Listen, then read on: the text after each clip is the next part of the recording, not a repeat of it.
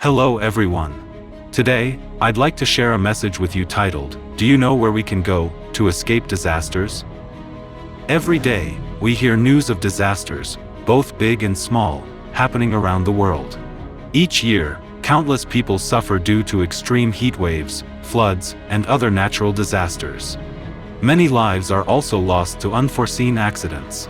On top of this, we are constantly exposed to alarming threats such as nuclear war, terrorism, earthquakes, pandemics, and even the possibility of asteroid collisions. No one wants to face disasters. Yet, the truth is that disaster can strike anyone, at any time. If such a calamity were to come upon you, what would you do? Where could you go to find safety? The answer is found in the Bible. The Bible records the stories of people who found salvation by fleeing to the places God had revealed in times of disaster.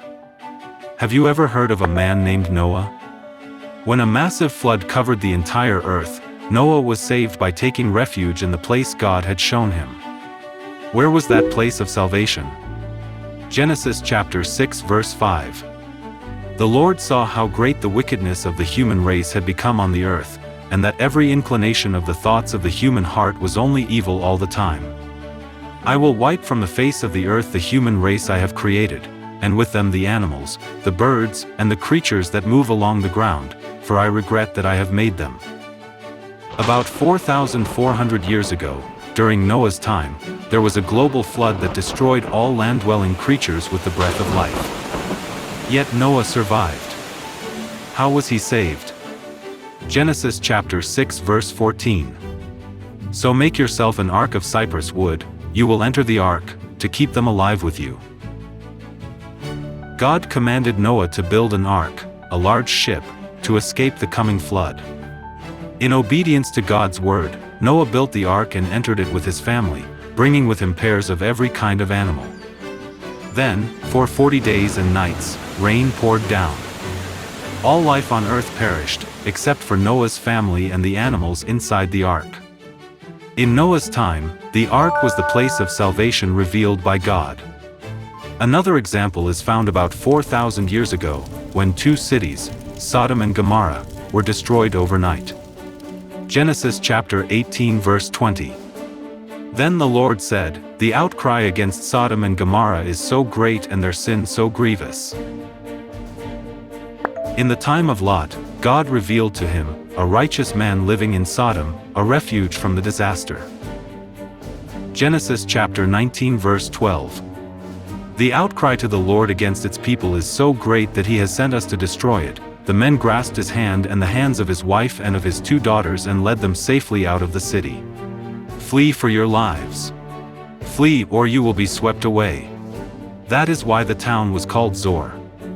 Burning sulfur rained down on Sodom and Gomorrah, destroying the cities and all their inhabitants. However, Lot and his family escaped to Zoar, just as God had instructed, and were saved. So in Lot's time, Zoar was the place of salvation revealed by God.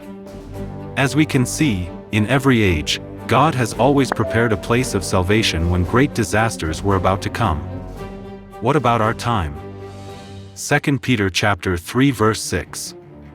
By these waters also the world of that time was deluged and destroyed.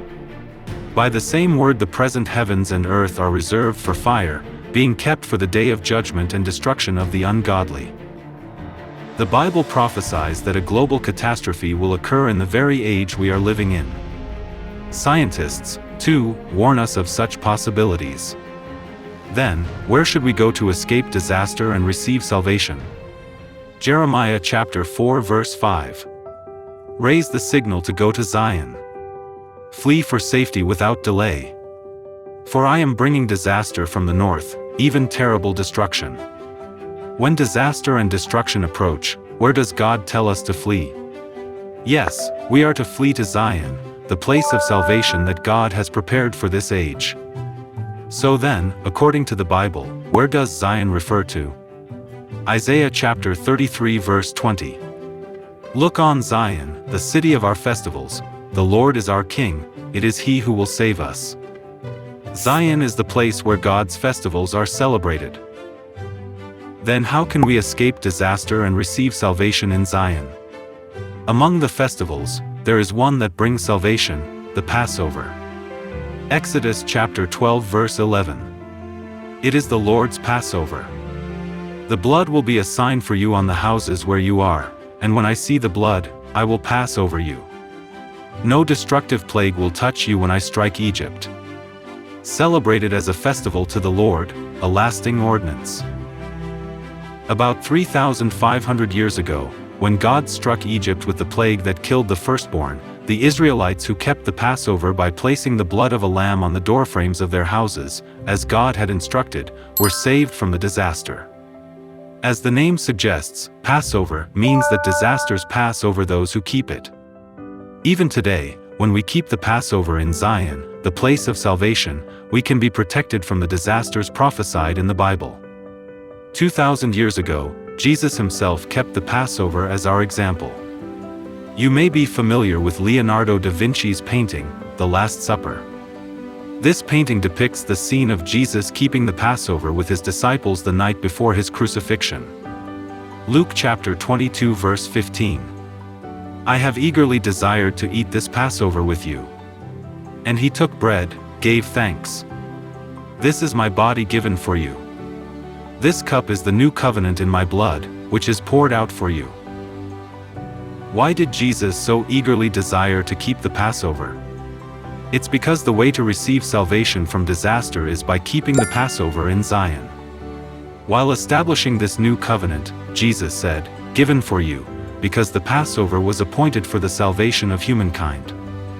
Just as people were saved by entering the ark in Noah's time, and by fleeing to Zoar in Lot's time, today, salvation is given to those who keep the new covenant Passover in Zion, where God's festivals are celebrated. Where is Zion, the place of salvation God has given us today? It is the church that celebrates all of God's festivals, including the Passover, the World Mission Society Church of God.